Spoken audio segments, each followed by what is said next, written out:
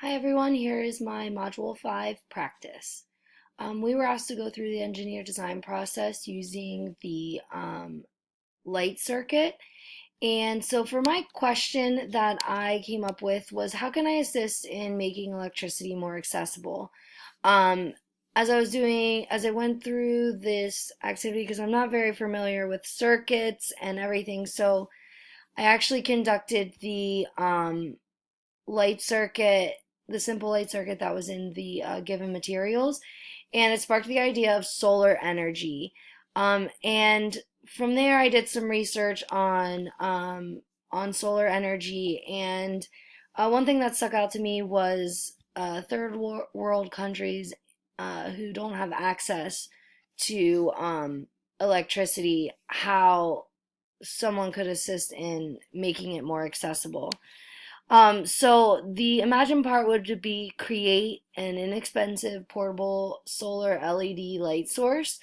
And here's just an example of a type of LED, or I'm sorry, of a type of solar powered light. So the first thing to plan, they would first need to examine the LED light circuit, just like I did, to make sure they understand how a light circuit works and and all of the materials that are needed for that. Then the next thing would be to examine a solar powered light.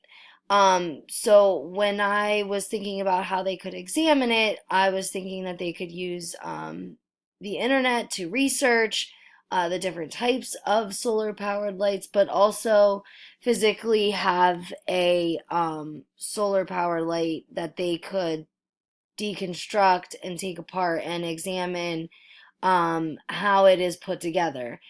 These can be found at the dollar store.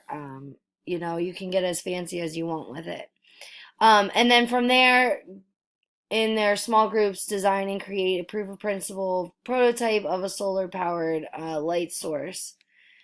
So, the first step, like I said, would be go through the process that was given in the book just so that they understand.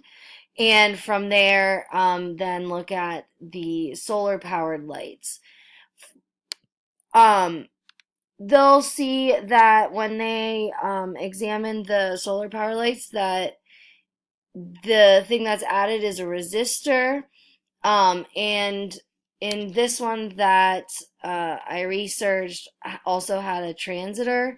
But those will it'll depend on the type of solar powered light that they deconstruct to determine which materials that they have in their power source. And then from there, students will create and test their design, and then redesign if it doesn't work. One thing that I would improve from this would be maybe adding pressure sensor where the light can dim or get brighter. Adding a switch would be another way that they could create their light source, and maybe even a physical design. For the first two, that would require them to explore and examine those. So that would need to be added into the lesson.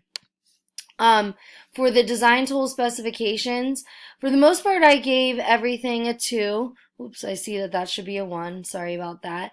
I put a 1, what should be a 1, for students relate to the problem, because not too many students nowadays realize that not everybody has internet, not everybody has access to electronic devices, and going broader globally, that not everybody even has access to electricity. I think that once they start studying this and examining it, they will relate more to the problem, seeing that if they didn't have electricity, they wouldn't be able to access any of their devices. Uh, one thing that I put, two things that I put, the other two things that I put one for was the role of technology, other than if they use technology to research. uh, it's not very clear that solar energy is a type of, or creating a solar powered light source is a type of technology. And the other thing would be purposeful teamwork. I'm hoping that my procedures and my routines and everything that I have established will lend itself well to purposeful teamwork. However, in the lesson, I feel that um, depending on what time of year this would be done, there might need to be more scaffolded, more scaffolding when it comes to accountability and responsibility within teamwork. And that is my presentation. Thank you so much for listening.